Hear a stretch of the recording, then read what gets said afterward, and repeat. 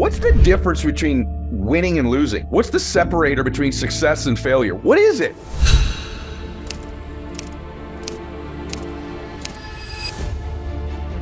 The next 5 years of your life is going to happen anyway. And how would that feel if in 5 years you were exactly where you are? Your mind listens to what you say, and if you haven't got what you want, your mind thinks you don't want it. And if you've got a lot of what you don't want, your mind thinks, well, you do want it. Everything around us comes down to our thoughts, our feelings, and our actions. And if we change any one of those things, you will change your outer reality. You own your future. You own the next level. You get to make decisions. What if the truth is you're one decision away from changing your life? The ultimate question is this. If you can do that, you almost can't stop yourself being successful.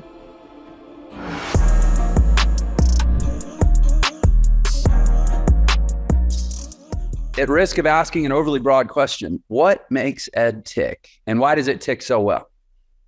I think I'm still overcoming my childhood like a lot of people are. So my dad was an alcoholic the first 15 years of my life. And that shapes you. You know, a lot of things that happen in your childhood shape you. So I grew up a very unconfident kid, like no self-confidence at all, low self-esteem. Our house was the crazy house. Nobody wanted to come over. I didn't know whether my dad was going to come home at night, which dad was coming through the front door. But like most things in life, on the other side of temporary pain, you meet your other self. For me, that pain was an alcoholic dad who, by the way, got sober when I was 15. My dad became my hero, lived 35 years sober, helped thousands of people get sober. This is the dad that I saw you reading about making that one last phone call, like on his deathbed, right? Yeah, my dad was still helping somebody get sober literally with hours left in his life, right? Struggling for breath. Yeah, that was powerful. I've made, hundreds of millions of dollars in business with limited skills, truth be told. But I do have two made ones. And that one is I'm really good at being present with people and reading them.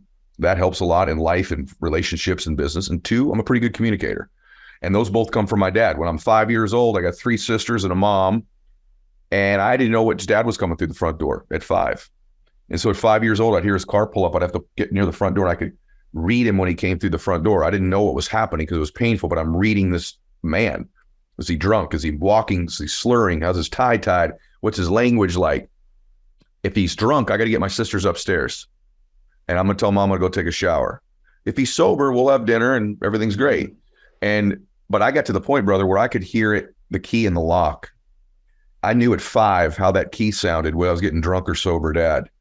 And if he was drunk, they got upstairs. I'd say, Mimi, get the sisters upstairs. Mom will go take a shower. And then I'd have to do the second thing, which is speak and change his state. And I'd grab his little hand when he'd come in, his big hand with my little hand. Hey, Daddy, I got a 93 on my spelling test. I get a home run in baseball. How was your day? So you were the oldest? I was the oldest boy, 3 sisters, yeah. But that started the journey. Little did I know that what was happening there was on the other side of that adversity, I was building these skills that would make me a lot of money. And that would help me help millions of people, through my podcast and my social and my speaking and all this other stuff. So what makes me tick is helping people. Also what makes me tick is I believe humans can change because I watched my hero do it. I watched my dad live crappy the first 15 years, really bad. Then I watched him live magnificently the last 35 years of my life, right? Until he passed away. My dad died. When my dad died, I wrote the book. And there's all these lessons in the book of one more. When my dad got sober. Well, actually, before he got sober, he goes, I'm going to give it one more try. He tried a bunch of times. And then when he got sober, I said, Dad, you going to stay sober? He said, no. I can't tell you I'm going to stay sober the rest of my life, but I'm going to stay sober for one more day. One more day, yeah. And then, a lot of times in business, man, I've been close to quitting. People are like, you got to decide to never quit. That was never me. I just didn't quit for one more day. And so a lot of these lessons, and then for me, I always wanted to know, I wanted to study like you have. What's the difference between winning and losing? What's the separator between success and failure? What's the separator between being happy and sad? What is it? And people say, it's so small, man, it's scary. The difference is so small, it's scary. I'm like, well, then what is it? What is the thing? Like, what is it? Like, tell me. And for me, it may seem very simple, but I believe it's one more. I'll just give you what I'm telling you. When I had no self-confidence, when you don't have any self-confidence because you have a crap relationship and reputation with yourself, you don't keep the promises you make. The reason I had no self-confidence is I didn't do stuff I said I was going to do. And once I shifted that, we've all heard this, self-confidence is keeping the promises you make. And to be clear, whether you said it out loud or you just said it internally. Same difference. Same thing. I felt it, right? I lived it. I did not believe in me. I walked everywhere not thinking I was qualified, not good enough, invisible, all the stuff that comes with having a dad like that. And the way you shift it is you start keeping the promises you make to yourself. Now you build self-confidence. All of a sudden, I get up. I'm going to drink this gallon of water every single day. I'm going to make my bed. I'm going to make 10 phone calls. I'm going to, do 30 minutes on the treadmill. You start keeping those promises of little things. Yeah. You can point the weapon. But then I was like, okay, I've done that. So what? How do you become superhuman? And here's what it is. You don't in life get your goals. You get your standards. You don't get goals all the time. You miss a lot of them. You always will ultimately get your standard. So then what's your standard? My standard, this is what makes me tick. My standard is very simple. It's one more.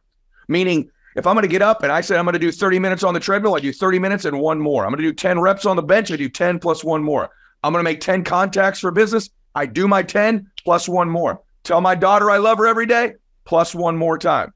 You stack up those one mores, you change your life. The second application, and then I'll come up for air, is this. There's a fallacy. The Bible says, where there's no vision, the people perish, right? If you dig deeper into that, people have vision.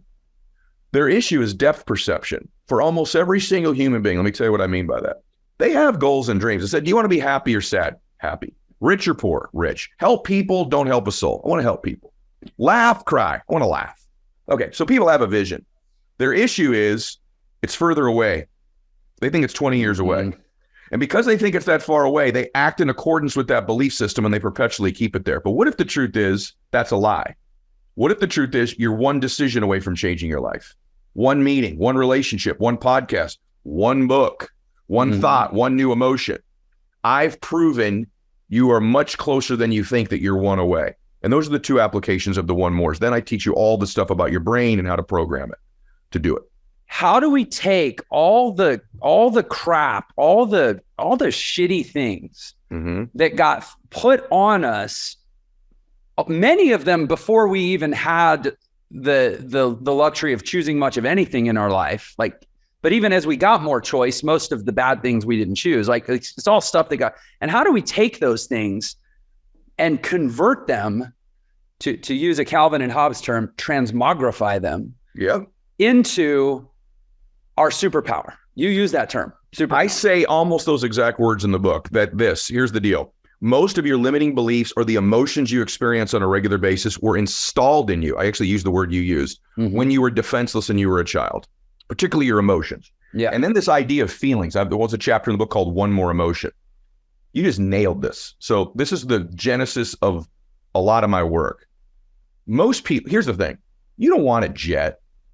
You want how you think the jet's going to make you feel. You don't want to be ripped and jacked. You want to be ripped and jacked because of how you think it's going to make you feel. Right. You don't want $1 million. You want how you think it's going to make you feel. You don't want this unbelievable relationship. You want how you think it's going to make you feel. But as a culture, for 100 years, we've been told, make all your outcomes and your goals stuff. And if you get the stuff, then you'll get these feelings. But the truth is, you won't get these feelings because you have an emotional home. So if your emotional home is peace, joy, ecstasy, you find a way every week to get those emotions. But if your emotional home is worry, angst, fear, anxiety, depression, anger, whatever it might be, no matter what the external conditions are, you find a way to get these emotions you're familiar with. So what if, by the way, I have a goal setting chapter in the book. I think you should set goals. I have a really unique way of doing it. You're still going to miss 75% of them, but you're going to get your standards. But what if you started to become more intentional about the feelings you wanted? The emotions you wanted. And what if you could have them before you get the stuff? And what if, because you get those feelings, the stuff is easier to get? People ask me all the time, how have you had 5 jets? I own an island. I own this beach house I'm in. I own a desert. Blah, blah, blah. Hundreds of millions of dollars. All my homes are cash. Anything you see on Instagram, I have, it's all owned free and clear. Every single thing. How is that? Well, I had goals to get those things. I very long ago started to unpack, what do I want to feel? And if I could start to feel those things now, I'll get the stuff. I've got plans for the stuff. But our culture spends all its time on the stuff and never on how the emotions work. And if you don't get the emotions right, you're not going to get the stuff. Or if you get the stuff, it's not going to make you feel how you think you're going to feel, and you'll probably lose it. Yeah. You'll probably lose it because you have a pattern in your life you run. So was WFG kind of your big professional ascendancy? Yeah. As a kid, I started to build a financial company. That was so okay. My life changed first. My dad came home from his first AA meeting. Isn't this interesting? One meeting. Says, I got you a job. I was living at home. I'd graduated college. I played college baseball. I was losing. And my dad goes, I got you a job. I go, well, what is it? I've got this degree. I want to use it. My dad goes, bullshit. You're eating out of the fridge. Get your ass down there in the morning. I don't know what it is. And I showed up there and it was an orphanage. And it was hundreds of boys. And I walked into cottage 8 and I had 12 boys there. They were all 8 years old. They became like my sons. And I had to walk in and I took them to school every day. I was there when they went trick or treat and I took them, I opened Christmas presents with them. Their parents were dead, had molested them, or were incarcerated. And it changed my life, man. Like I went, oh my God, I love helping people. I wasn't qualified to be there. I had no kids. I'm not a psychologist, but I found out something. This may sound hokey with 2 dudes talking. All my boys wanted from me was someone to love them. Yeah. Care about them. Here's a hook. Here's a biggie.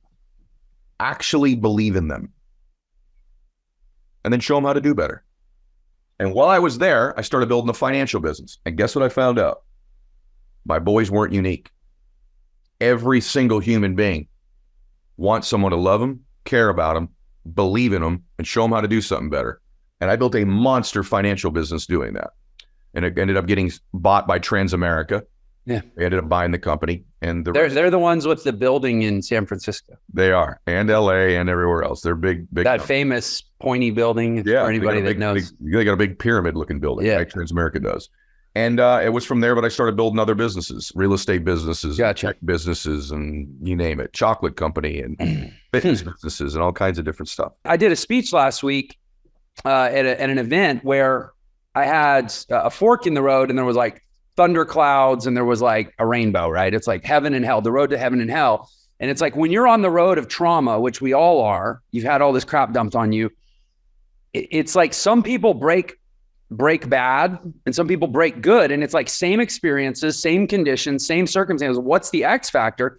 And for me, it was experiencing really like unconditional love is what rescued me from going dark, which I easily could have because of a lot of shit that I experienced, which, I'll share on another show sometime. But I'm hearing the same thing for you, man. Like you had a bunch of shit and God, it's so beautiful to walk into a bunk room full of kids, full of 8-year-olds and have that be the catalyst. It changed my life, man. And I found in love, I'm like, wow, I kind of like helping people more than I am like stroking my ego all the time. When, by the way, and how old were you when that happened? 22. And by the way, I'm still good, still have to fight ego. All of us do. But man, I was like, okay, this doesn't feel empty to me at all. Like I love.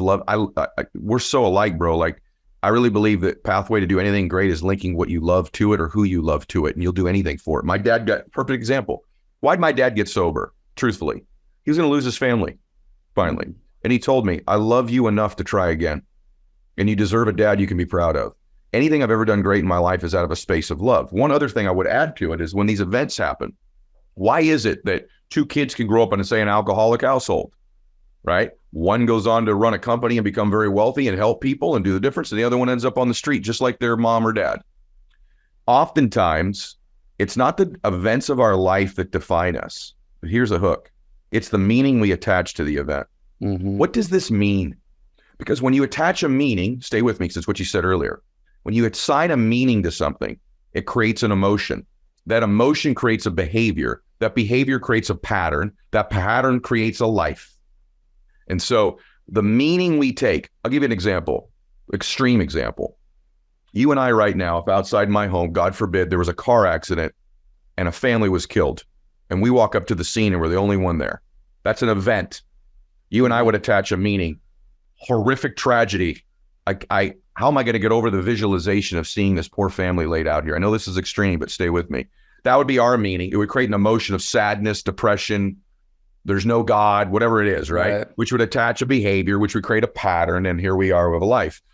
Mother Teresa would engage in that exact same event, and her meaning would be totally different. She said that it was the honor of her lifetime to be with a soul when it leaves someone's body and goes to heaven.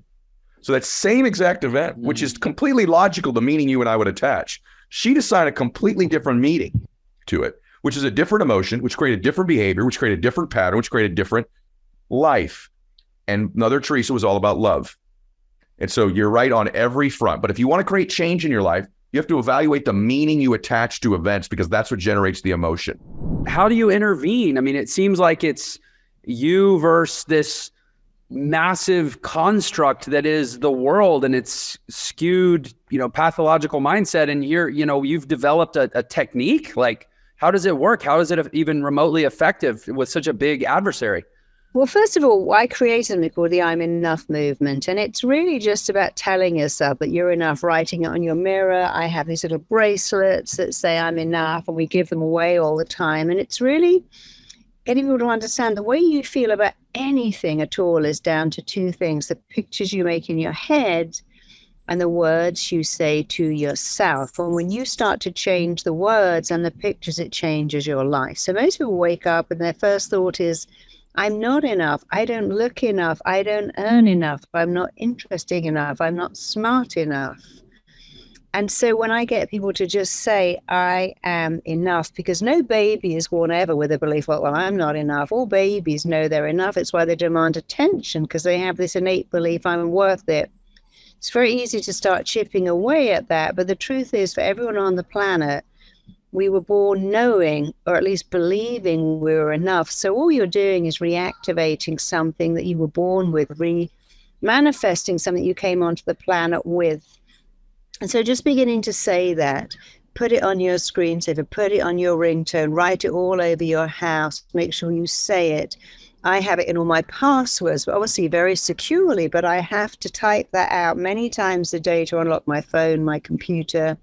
And so I'm always becoming a living, walking, talking example. What you say, you tend to believe.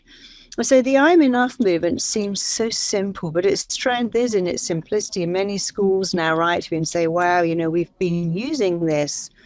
And bullying has almost disappeared in our school.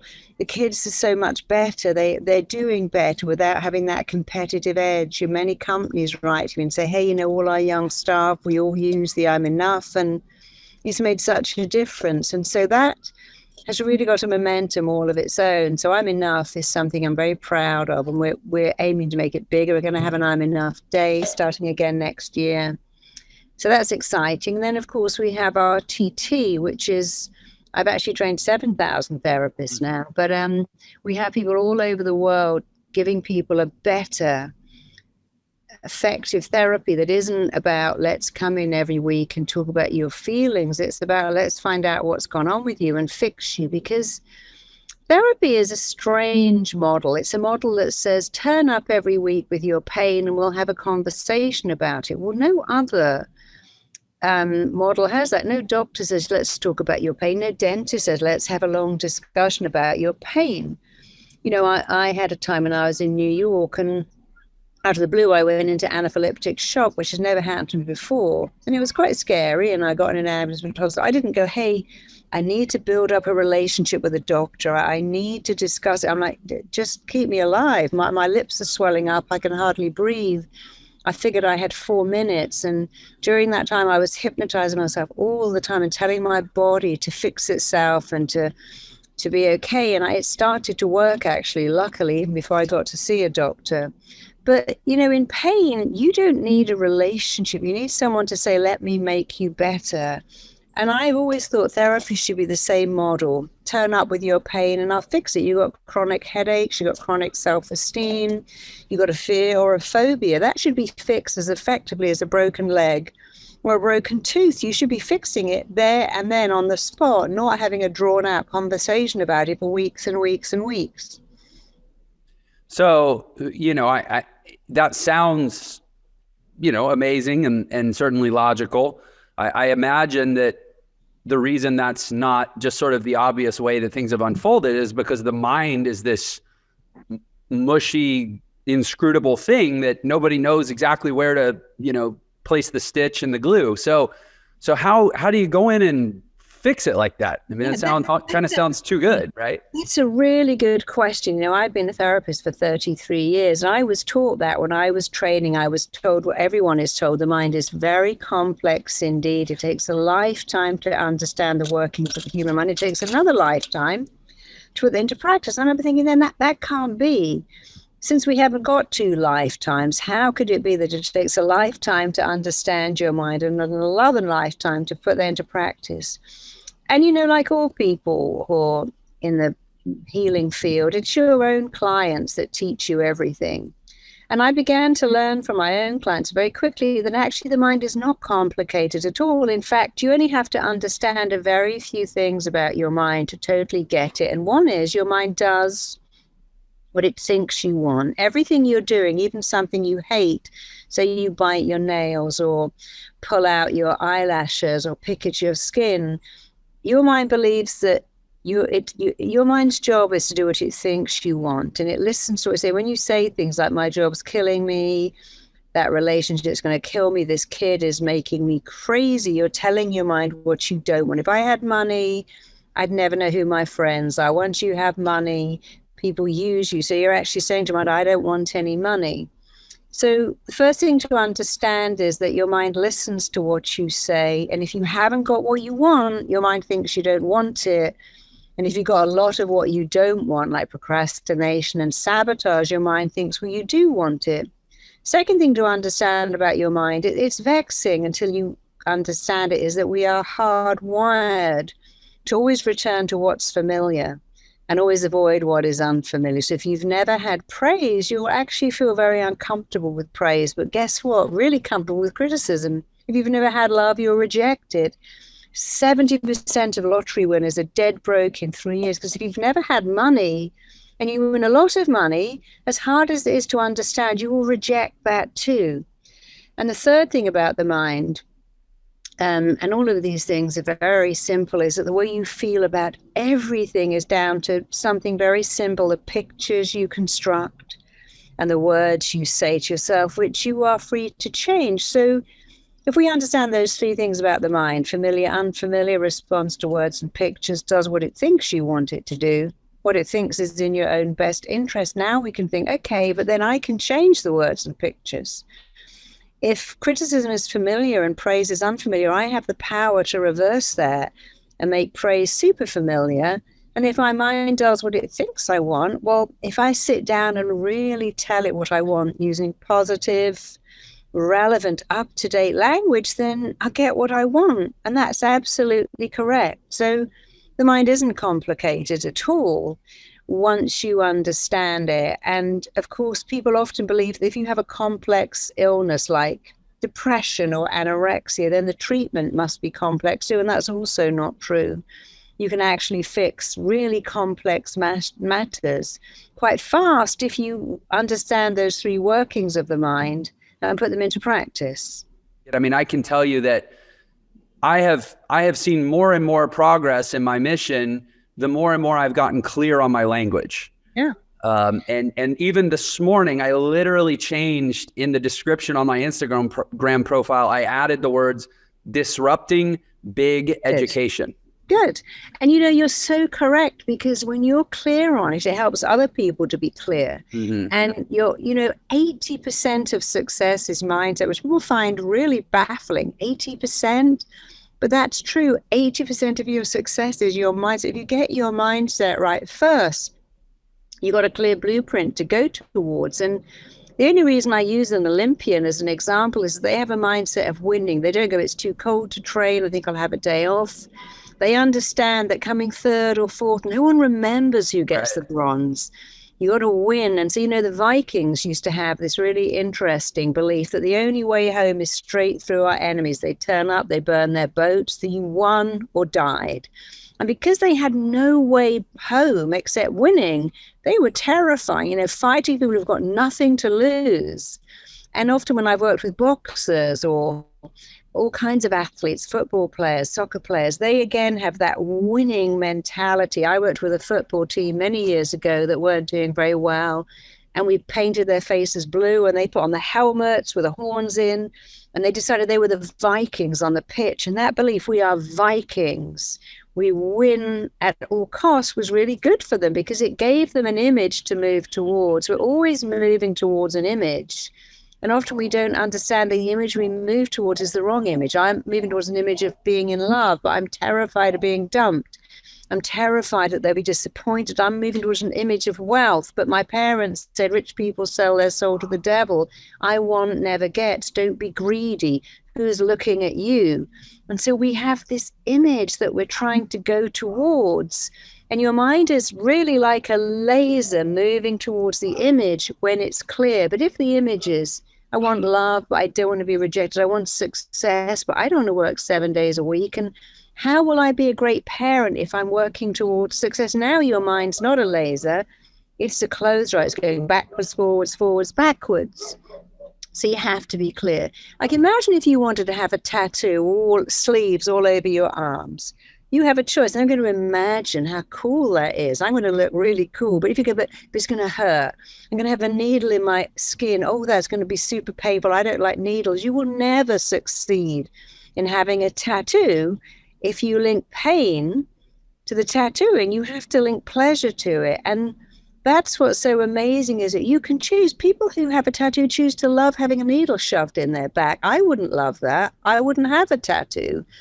But some people, like junkies, they link huge pleasure to shoving a needle in all weird parts of their body. I mean, I've worked with clients who've injected themselves in the scrotum and the labia because they're often quite famous. They don't want people to see the track marks. And you think, what kind of brain is that? Well, you can link pleasure. I worked with models who eat toilet tissue on a shoot because they don't want to eat food. So they'll literally eat toilet paper or cotton balls soaked in orange juice to fill up their stomach. And imagine trying to eat toilet tissue and cotton balls soaked in orange juice. But do you know how you do it? You link pleasure to it. You go, if I do this, I'll be super thin and skinny and look really hot on that shoot. And that's not a good image. But what I'm trying to get you to see is, that you can do anything if you link pleasure to it. And if you want to be a millionaire, want success, you've got to link pleasure to working hard, to believing in yourself. And many people do something like the seed and go, hey, I can just manifest. I'm going to lie in this going, I'm a billionaire, I'm a billionaire, I'm a billionaire. There's 3 parts to success. The first part is really focus on what you want and decide you want it. The second part is you must decide you're worth it or you'll get rid of it all. And many people do that. They earn a lot and they get rid of it all because they don't ever believe they're worth it or they worked hard enough. And the third part is you must decide to work hard. Many people have kind of lost that. Oh, I don't have to work. I'm a manifestor. It's all going to come to me. I know someone out in LA who's got a very good idea. But they said, yeah, but I don't want to work. And they've had this idea for 20 years. I'm like, you have to work. No, that's not my ethos. My ethos is if it's meant to be, it will work. And if it isn't meant to be, it won't work. I'm like, no. That's like saying if I'm meant to have a 6-pack, I'll wake up with one. If I'm meant to have a 6-pack, I better go to the gym, work out hard, eat a better diet, then I can have a 6-pack. But I can't really have a 6-pack if I eat donuts all day, lie on the couch, and I'm just manifesting a 6. Some people think you can really manifest that. But I think you have to have all 3. The belief that you have to want it so much. Then you have to believe you're worth it. And then you have to decide, what will I do? For instance, I write books. The first time I got a book advance, I actually gave it back because I couldn't even comprehend how at 25 I could shut myself away and write in longhand. It seemed so boring and so isolating. Because when I got my second book advance, I'd learned a lot that I had to go, I love writing. There's nowhere I'd rather be in the whole world than sitting in my house writing a book, which wasn't true. But when I said it enough, amazingly, it became true. And suddenly there was nowhere I would rather be than writing this book. But then I had to decide, okay, so I've written a book. Publisher loves the book, but what am I going to do now? Because if you want to be a published author today, you better be a speaker too, because most publishing houses are not going to give you money unless you can go on stage and do a TED talk and sell your book. So the next thing is, what can I learn then to make me even better in business? I'm a therapist, but I've learned all about search engine optimization. I was writing a book years ago called Get Pregnant Now. And then I realized that what people search for is the title Trying to Get Pregnant. I don't even like the word trying. I think it's a terrible word, but it's the most searched for word. I thought, well, I better call my book that then, because that will come up first when people search. But that wasn't something natural to me. I'm a writer, I'm a therapist. I'm not I didn't understand enough about IT, but I understand enough to know, look, I don't want to be a writer. I want to be a best-selling writer. That's the thing about the mind. Should I say I want to write a book? Okay, I've written a book. No one's bought it. No one's published it because that wasn't clear. I want to write a best-selling book that flies off the shelves, that people love, that changes people. Now my mind is clear. And then I go and I'll do whatever it takes, whatever it takes. And because I said that when my book came out, what it took was writing articles for magazines I would never read, writing boring articles.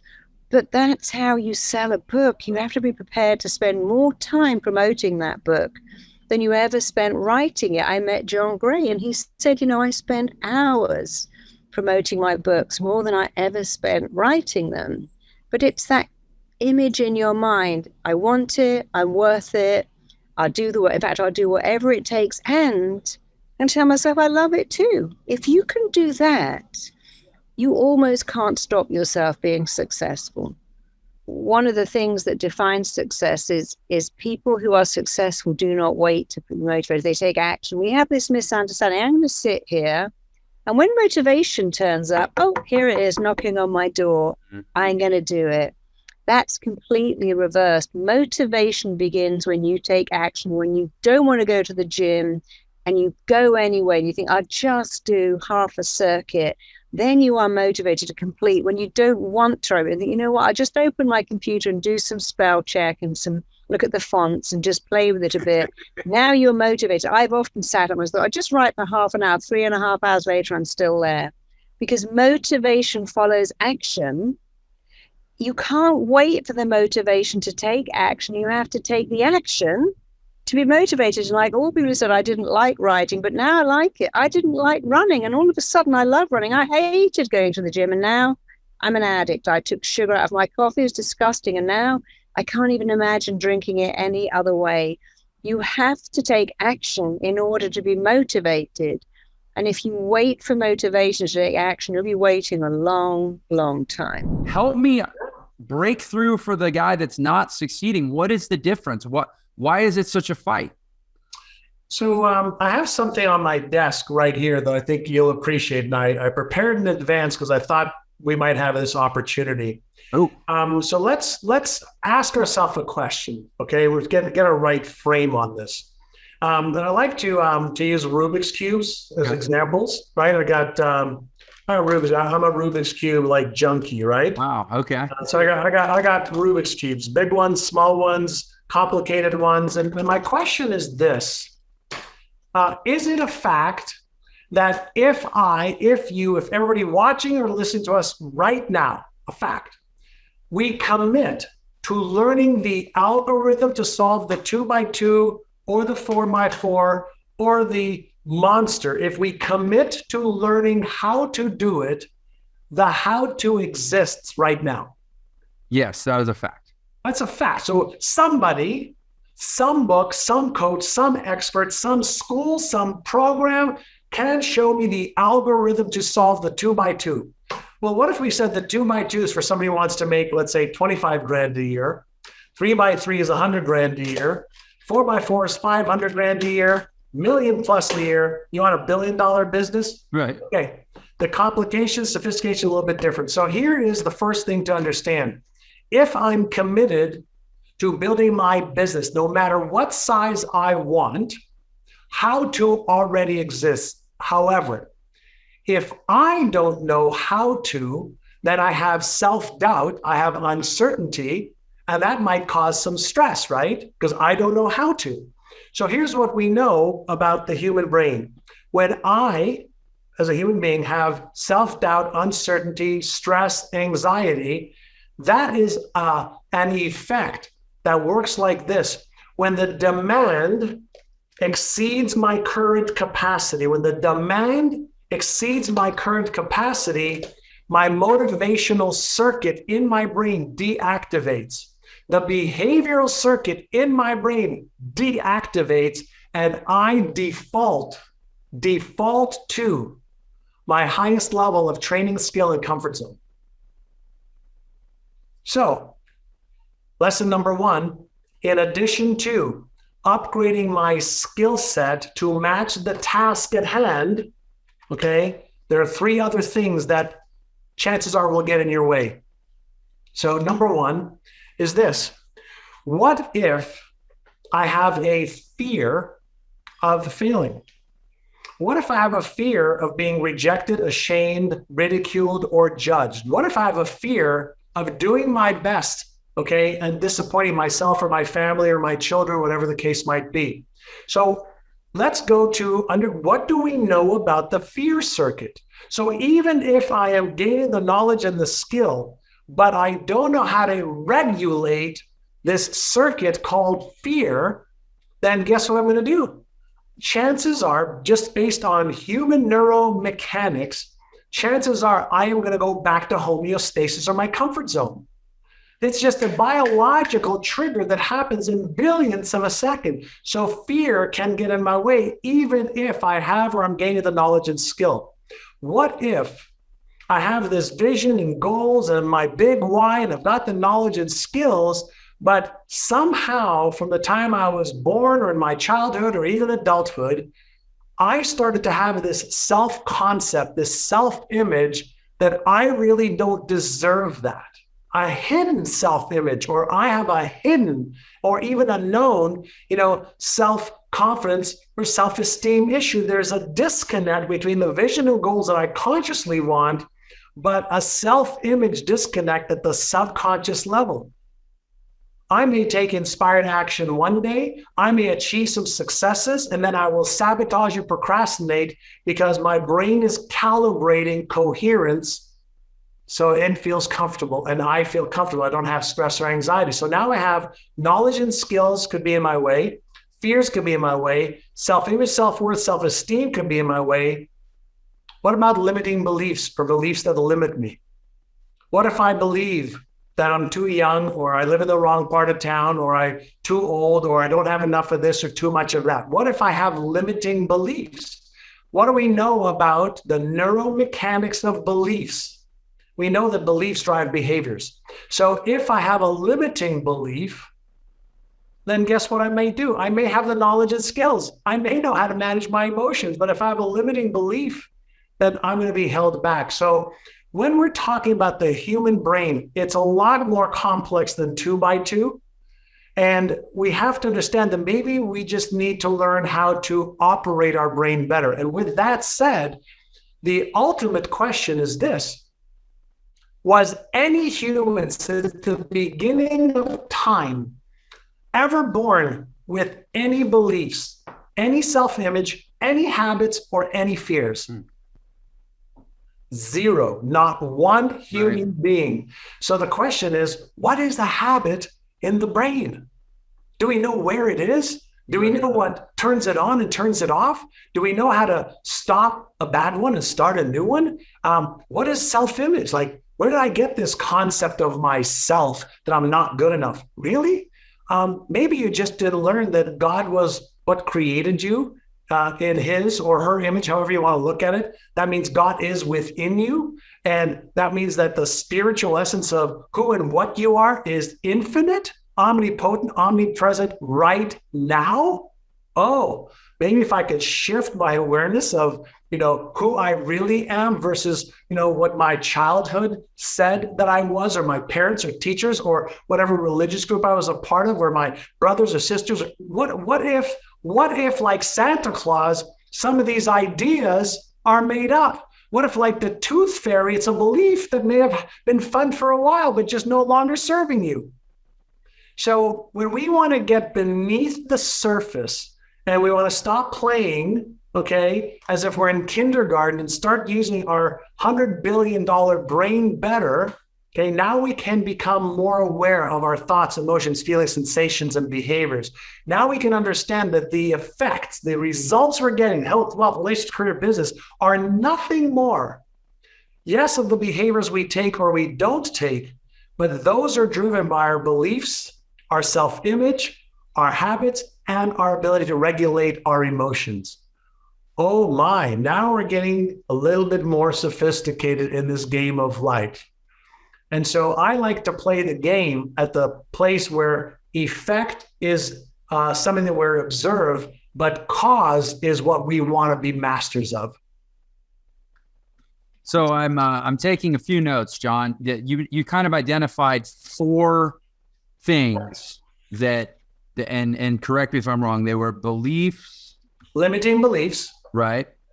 Fears. There's 50 different types of fears that automatically can hold us back. There's self-image, self-worth, self-esteem. Okay. Right. And a lack of knowledge and skills for the task required. These all activate something called the sympathetic nervous system, which you're very familiar with, Jeff, which is our stress response, right? And so when the demand exceeds our capacity,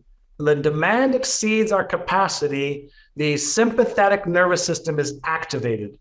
For the average person whose sympathetic nervous is activated, they're fighting, fleeing, or freezing, right? Right. That's the average person.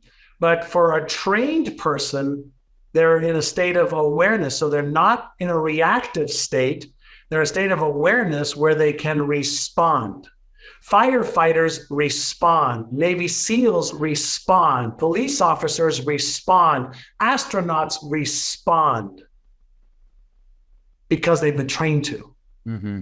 So when we get into the world of, high performance, whether you're a high performance CEO, entrepreneur, athlete, musician, whatever the case might be, it's not practice that makes perfect, right? It's the perfect practice that makes perfect patterns.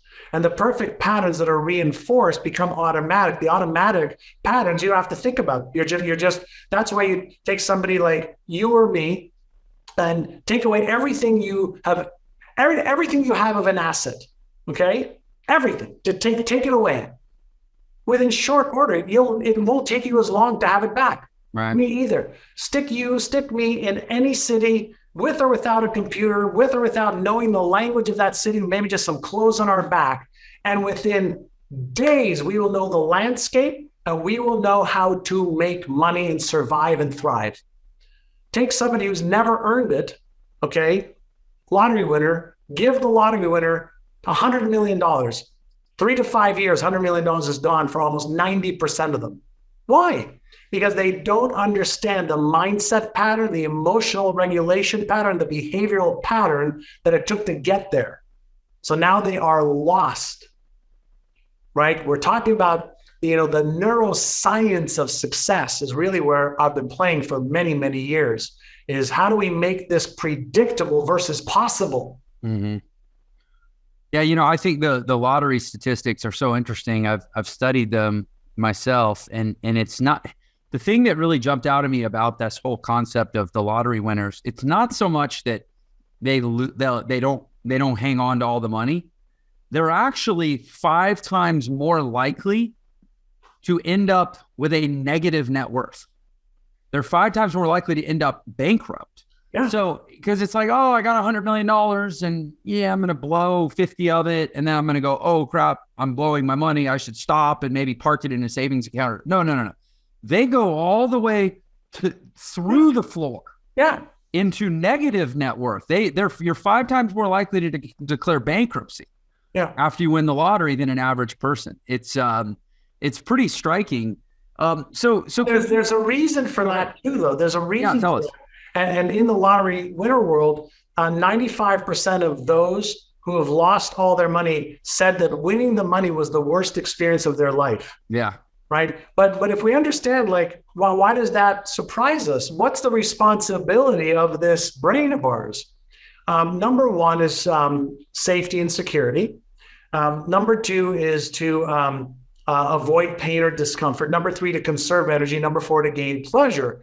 But right along with that is this. Its number 1 responsibility is to make sure that my outside world of results matches my internal map of reality and expectations. Mm-hmm. So if we have a positive world out there, but a negative expectation here, we have positive, wonderful things out here, but a negative pattern of what we believe we deserve, it causes too much chaos. And it causes too much disruption, and it causes people to overdrink, use drugs, and do things to calibrate the problem they're having with regulating this emotion that their brain is activating these neurochemicals. But because they haven't learned how to upgrade the success to match the identity, or to upgrade the identity to match the success, there's an internal battle between the conscious results and the unconscious patterns, and the unconscious patterns will win 99.9% of the time. I have a friend who's a retired Navy SEAL, and he does a lot of work on trauma.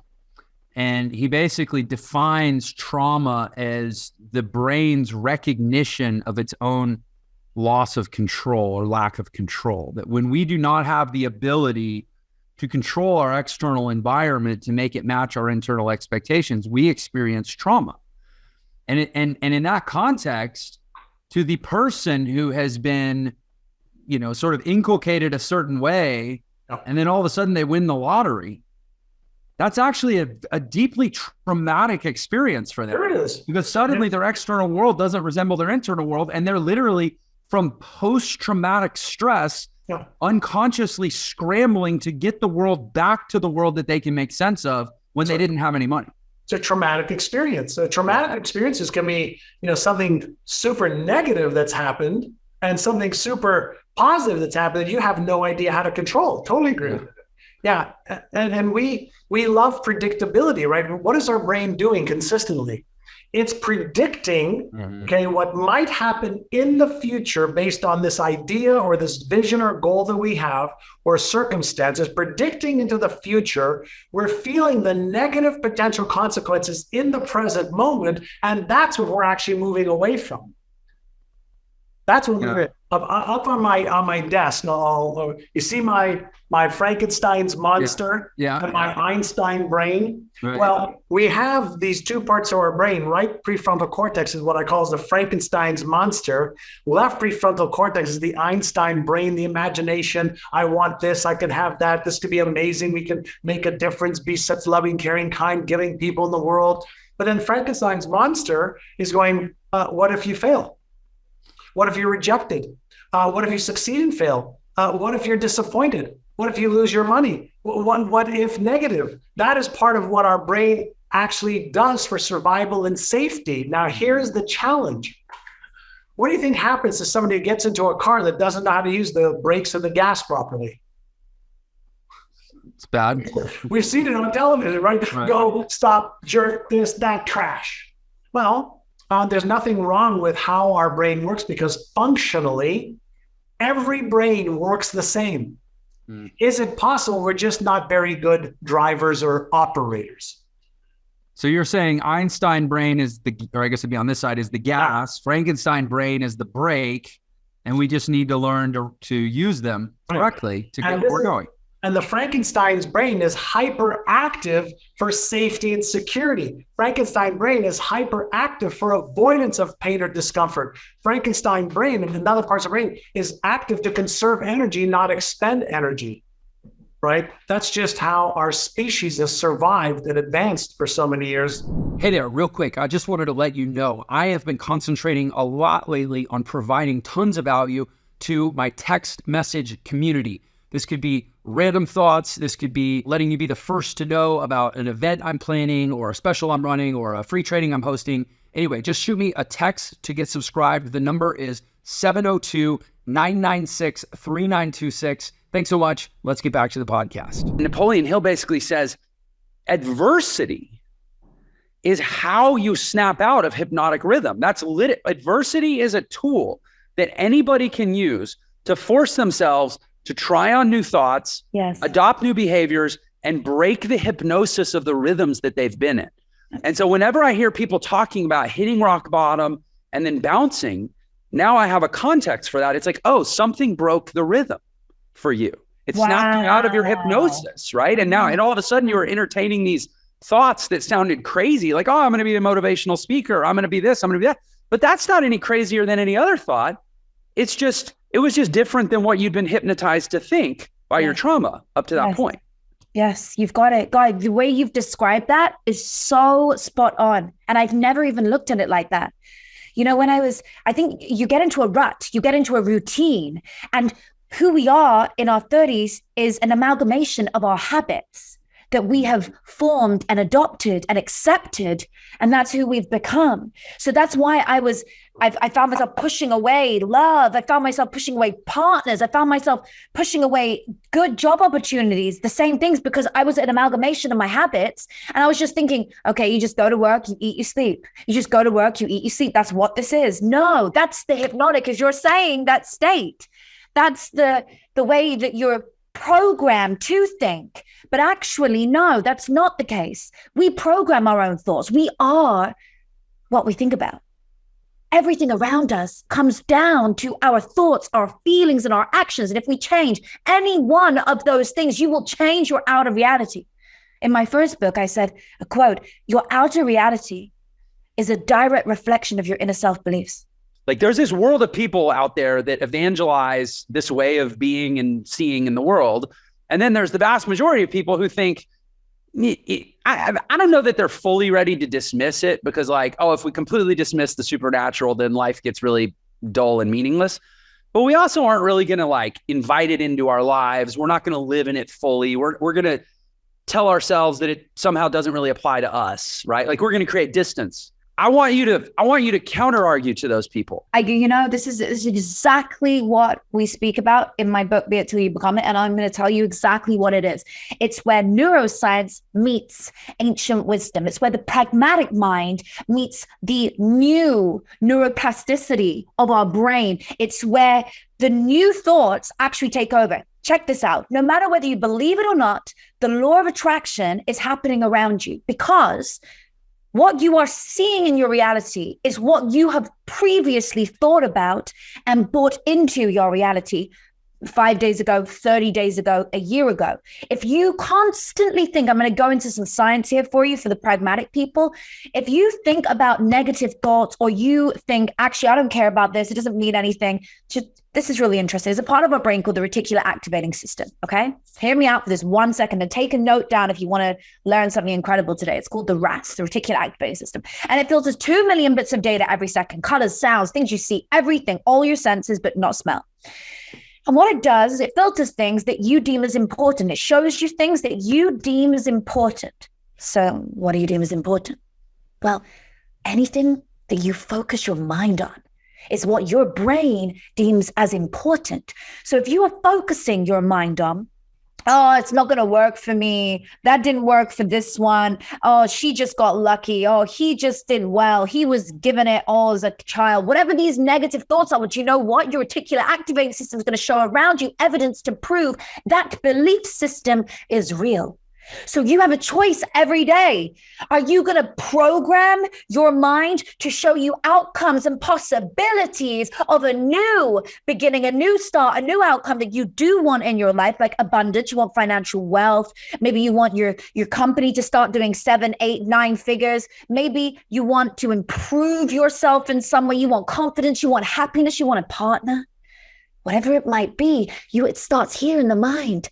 You have to start thinking the thoughts, which is where it programs at that base level, the root seed level in the brain. Your thoughts have a frequency. So if you start thinking, I am worthy of financial abundance, I am worthy of getting that bonus, I am worthy of changing my life and being happy, etc., whatever these things are, your reticular activating system in the lower part of your brain, it starts to work for you and show you evidence around you, opportunities, events, and people and places to show your belief system is real. So whether you believe in the law of attraction or not, that is the law of attraction right there. Just that one piece of science, the reticular activating system. So if you start to accept that your thoughts carry weight, they have power, whether they are positive or negative, it's the same frequency. If you're having a super positive thought or a super negative thought, it's coming to fruition. It doesn't matter which one it is, it's coming to fruition. So have and choose thoughts to remain in your mind, which serve you in the long run, which serve you 30 days later. Because you look around you now, if you've got chaos in any area of your life, if you see chaos in any area, it is because you did not value that area, you didn't care about that area as much, and you haven't been thinking truly within you good thoughts and feelings around that area. So whether that's health or in your spiritual life or in your brain, in your mind, doesn't matter what area of your life it is. It could be in your relationships with people. Any area of your life, if you actually inside of you do not believe you are truly worthy of having a healthy friendship, a healthy relationship, getting that bonus at work, improving your health, if you don't believe you're truly worthy of it, honey, it's not going to happen for you, because you're actually attracting around you without realizing bad possibilities. People who are coming to you with that, you're like, oh, why do I keep copy and paste the same relationship? Because you're attracting to, you're just copy and pasting the same person in a different body because you believe inside of you, ultimately, you're not worthy of having a loving relationship. And how do you know if you actually inside of you have these self-limiting beliefs? You got to do the work. You got to ask yourself, what's your relationship with money? What's your relationship around love? Were you loved as a child? Because if you weren't, you didn't feel loved as a child, or you didn't feel you could ever give affection, you're going to struggle with it in your later life. And so you got to start to look within and say, actually, I do need to do the work. If I don't do the work on myself, then I'm never going to see a different reality around me. Because if you always do what you always did, you'll always get what you always got. We create everything around us. We are the architect of our life. We get to choose the people, the places, everything we encounter. Yes, things do happen to you. In Buddhism, they believe that actually situations are attracted to you. There's other things like that as well. Without getting into dogma or any of that, I believe many different things, but on a non-dogmatic view and, very scientific, how we're talking, actually, every single thing around us is created right here as a mere thought. It starts as a mere thought. Think of everything that's been created. The light bulb, electricity, Wi-Fi, everything was a mere thought in somebody's mind and it came to fruition. But a dream without goals is just a dream. You have to apply goals in order to make that dream come true. So that's the next part of it. You think about it, what you want. You think about feeling good. Now we start to add feeling to it. So you think about the thing you want, you feel good towards it, and then you add an action. You have to have all the parts in coherence. Your heart, your brain must be in coherence. You can't just think, oh yeah, today I'm going to have a great day. And then whoops, you didn't. You have to genuinely feel good. If I feel good about something, I will bring it to fruition faster than if I feel negatively about it or I don't believe I'm worthy of it. So this retraining your thought patterns, choosing what you're going to hardwire into your brain. Are you going to hardwire thoughts into your brain and create neural pathways that serve you, or are you going to leave the old neural pathways? Because neuroplasticity is happening until the day we die. Did you know that? Till the day we die. So you know this because of your book. So it's happening. So and define neuroplasticity, if you would, for the audience. Neuroplasticity is like when you learn a language, it's creating new synaptic connections in our brain of a skill, of something. And it could be anything. It could be a new thought, a new feeling, a new anything. Neuroplasticity is the creation of that in the most basic term. You can recreate your brain the same way within 7 years. We're a whole new body. You can recreate your thoughts. Should I tell you the best exercise? I give this to all my clients, right? Anyone write this down if you're listening and you want to take something away right now and try this. Do 3 circles. 1, 2, 3. Okay. So around each other. 1 circle, then 1 circle around that, 1 circle around that. In the middle of that first circle, put your name. Okay. And then I like to draw a little stick man to myself, little stick man around it. I like to write who I believe I am at my highest. Okay. Not the negative thoughts and not the self-pity, the self-doubt. Not the imposter syndrome, the version of me that I believe I am. So I'm a speaker, I'm an author, I'm a mindset coach, I'm a social media marketing guru, like all these cool things, right? Write down your things. So whoever you are, and you're writing it down, you're a top sales rep, you are a nurse, and you love family, all these things that you want to write down, okay? And then I like to put on there like great wife, great mom, all the things that I believe that I am. So Jeff would be like, yeah, world's #1 daddy. Like he's amazing. He's an incredible speaker, all these things. Okay. So now you write all this down in your first circle. In the circle around it, I want you to write down your thoughts. So write down as that version of you, what thoughts this version of you would be having. So I think positively. I think abundantly. I am free. I am filled with new wisdom. I am open to new ideas. I'm open to new possibilities, new thought processes, okay? Now, in a minute, it will make sense. Around that next circle, you write the feelings as that future self. So the version of you want to be, what feelings would they be having?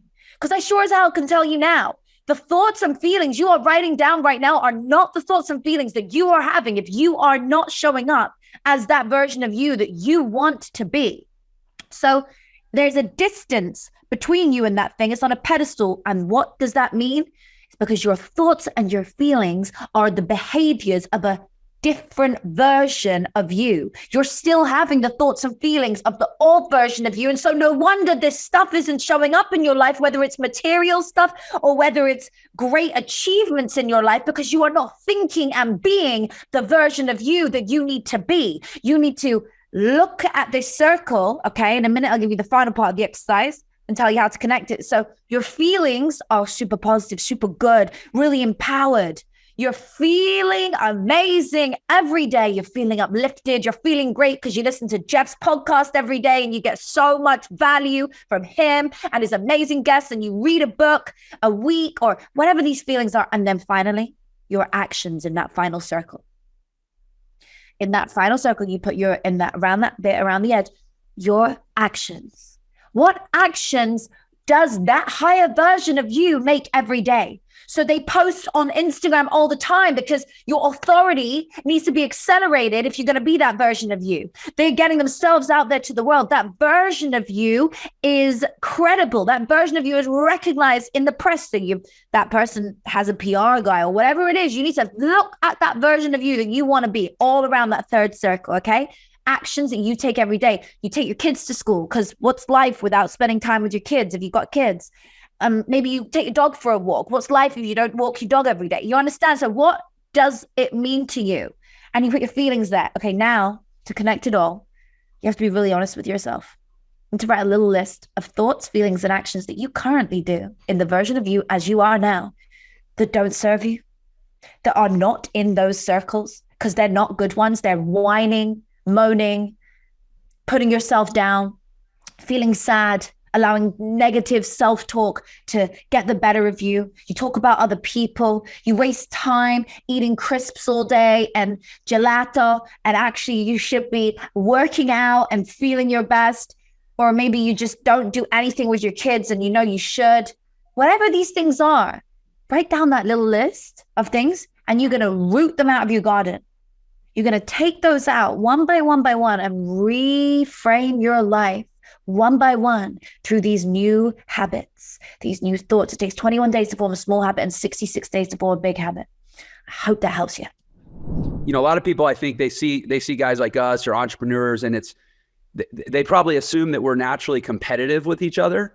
But I'm just like stoked you guys are out there validating what I'm doing, and I like to think I'm out here validating what you're doing. At the end of the day, there's a big bad world for us to serve and lots of room for a lot of us. And I'm just glad that the movement is sweeping. What do you tactically kind of steer people towards? Yeah, so here's what I want to share with everybody listening right now, because I kind of breezed through it really quick about this self-education industry. You see people online doing extremely well, building legacy, building real businesses, and helping others along the way. And if you've ever wondered how that happens, how did Tony Robbins and Dean and Jeff and so many other people do it? Know that none of us were born in the self-education industry. None of us were born to teach others. It is something that's created through time, through your life experiences, because someone else needs it. Right? And the world has shifted. People aren't going back to college. College is struggling. College is growing linearly and the world is growing exponentially. Not much has changed. So people don't want to go back to college when they want to start their own thing. And we also know that you can't learn through your own trial and error fast enough because the world is moving too fast. So what's the end result? Is learn from someone who's already been there. So this is what I'd love to share with you guys at home. When people ask me, tell me why the self-education industry, what am I going to share with people? And I say this, if you had a week to prepare, I want you to think of, everybody listening, think of your 20-year-old self. Where did you live? What did you wear? Like, I can remember what I wore at 20 years old, about where I was. Think of a place where you would sit at your family's house or outside or a park. And think if you had a week to prepare and you got to spend 2 hours with your 20-year-old self, 2 hours. And you got to share like, oh my God, when it comes to your dreams, don't let people squash them. Here's the 3 things. When it comes to relationships, when it comes to making money, when it comes to business, oh my God, like telling Jeff, you telling your 20-year-old self, oh my God, when it comes to business, you think it's this, it has nothing to do with that. It's this, it's these 4 things. I want you to focus on this.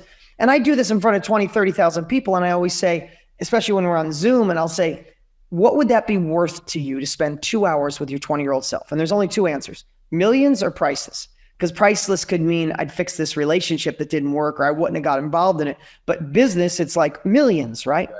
So I said, think about this. You've had life experiences. You are a chapter ahead. There are potentially millions of people starting off where you left off, like your 20-year-old self, that you could teach how to avoid the divorce, or if you do, put your children first, or the mess of losing a business because you didn't understand finances, or how to scale, or how to market, or how to sell, or how to cut hair, or how to do a million things. Tony and I are working. We have people in 156 countries with 5,200 different niches sharing their experience. So if you think about that, is you've experienced something, and some of it's a mess, some of it's a skill, some of it's an expertise, some of it's in business, some of it's in life. You found a way to be empowered. You found a way to eat vegan. You found a way to meditate. And someone else is right now online looking for someone they can pay to show them how to go faster. You're on the other side of this learning curve, and you can supply the bridge. And that's the self-education industry. People that are willing to share their knowledge, their experience to allow someone to go faster, but simultaneously, it's heading towards $1 billion a day industry. So I hope that kind of gave you a kind of a view of why we're so bullish and so passionate about helping people. If it wasn't for self-education, I wouldn't be the man I am, and neither would Tony. So we want to give it back. It's not strategies that you piece together in your life. It's habitual behavior that you become in your life. Yep. And then it's a breeze. But anything short of that makes it harder, not easier. I mean, just think about the simple things in life. Has anything in your life worked well if you're not committed, right? Relationships, do they work if you're not committed? If you're texting or DMing or talking to other people, it never works. If you say you're going to the gym, but you really go there and sit on the edge of the bench and you scroll through Instagram, you tell your friends you went to the gym, but you know you really didn't do crap. Does it work out for you? When you say you're eating good, but when no one's watching, you're eating the things that make you overweight or make you unhealthy. Nothing has ever worked in our lives when we're not committed. But sometimes people dabble in business and want to be entrepreneurs and expect it to get the results. And here's the thing. Last thing I want to share on this is the next 5 years of your life is going to happen anyway. The next 5 years, you're going to have disappointment. The next 5 years, you're going to be let down. The next 5 years, things are going to go wrong. The next 5 years, your inner subconscious is going to make you doubt yourself. You're going to feel like an imposter. All of those things are going to happen anyway. But here's what I know. You could have all those feelings in 5 years now and still be in the same exact place as you are now. And how would that feel if in 5 years you were exactly where you are?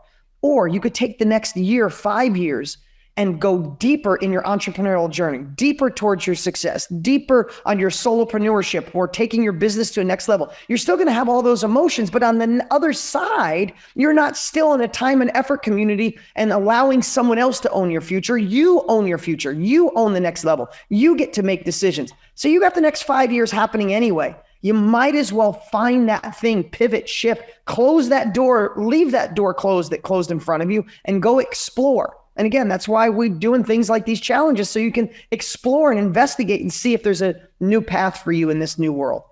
Anyone can, but clearly we all know everyone won't. Right. But the fact that everyone won't doesn't mean that anyone couldn't have.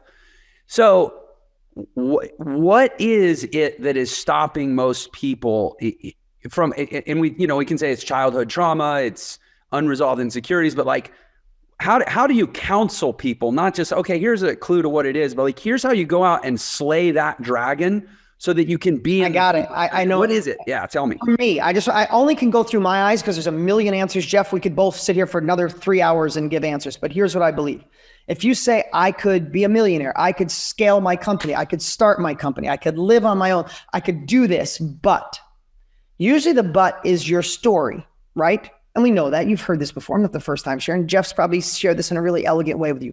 Your story of why it won't work. Where you live, your age, technology, don't have money, don't have time. Your spouse doesn't believe in you. You failed before. You're a procrastinator. I don't know what it is, but that story is the only thing holding you back from where you are to where you want to be, right? We know that. But here's what I would love for you to think about it as we get to the end here. How do you get disturbed with that story? Because right now you're giving that power to something that's bullshit. Because you could go Google 100 people that started broke, no education, didn't go to high school, parents didn't believe them, physically abused, sexually abused, live in the wrong area, immigrant, got made fun of, was a nerd, broke, divorced, unhappy spouse. You could go Google people right now with whatever ails you that they went on to reach their full potential and live a good life. So the story's bullshit. It just, as I say that, you might go, oh, Dean, you're wealthy now, you're happy. But I had all those stories. All of them. And I had to elegantly bust. I don't even know if it was elegant. I had to find a way to break every one of those stories. And here's how I did it. I saw the power of what that story did on me. I felt its weight of holding me back. And here's how I look at it. I'd pretend it's 5 years from today and nothing's changed in your life. And if you're not climbing, you're sliding. So it probably got a little worse. You have a little bit less money. You dream bigger, but the dreams seem farther away. You didn't spend more time with your family. You're not the dad or the mom you thought you'd be. You don't have the freedom or time. Someone else owns your future. How would that feel in 5 years from now if that story was the reason you didn't go after it? Can you fail? Hell yes. I've failed more times, and Jeff would probably agree. I've failed miserably. I've doubted myself. I've had sleepless nights. I've said, you're a fool. Why would you try? But I get up and go after it again because I deserve to be in control. My children deserve a better version of me. My wife deserves a better version of me. My team deserves a better version of me. So I keep that uncomfortable action going forward. So all I can say is, if you let that story rule your life, in 5 years from now, life will be the same. And how would that feel? How would it feel in 10 years from now? Here's the last thing I'll say. I said, if you had, at the end of your life, you had the chance to meet your maker. And this is not me saying, I heard this from someone else a decade ago and it floored me. What if you got to sit down with God or whoever you believe in, and God says, thank you, I'm glad you're here, and I have 5 minutes for you. So tell me about your life. You say, I was going to go after it, but my wife didn't believe me. My husband thought that wasn't the right thing. It was the wrong time, the wrong president, the wrong economy. And all of a sudden, God said, wow, I wish you would have went after it. But can I just show you, I know you lived this life, but I just want to show you who you could have been. Could you imagine if God showed you who you could have been by taking that uncomfortable action, by busting that stupid lie of a story? So whatever it takes for you to be disturbed, literally be disturbed by this. Be disturbed at the end of your life, you won't be the man, the woman you were destined to be. Be disturbed you're not tapping into the full potential. Do whatever it takes to crush that story and then replace it with an empowering story. I didn't have anything. So my story, I switched it from I'm an underdog with nothing to I don't have resources, but I'm going to be resourceful as hell. And I'm going to learn it, figure it out, and move forward. That was my story. That was my shift. You got to find yours. If you loved that episode, then you're definitely going to love this one. Check it out. Are you willing to create slow evidence that it might possibly be true? I had zero evidence that I could become one of the best marketing coaches. Zero evidence, zero. But I'm like, am I willing to create and have slow evidence? And I'm going to say messy imperfection is really the way to go.